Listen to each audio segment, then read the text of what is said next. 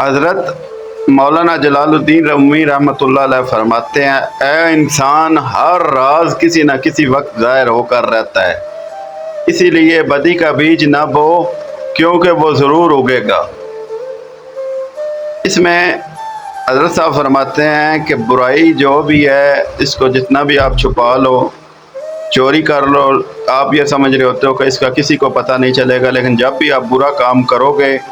وہ کسی نہ کسی موقع پر جا کر وہ اس کا نتیجہ آپ کے سامنے ضرور ظاہر ہو۔ تو لہذا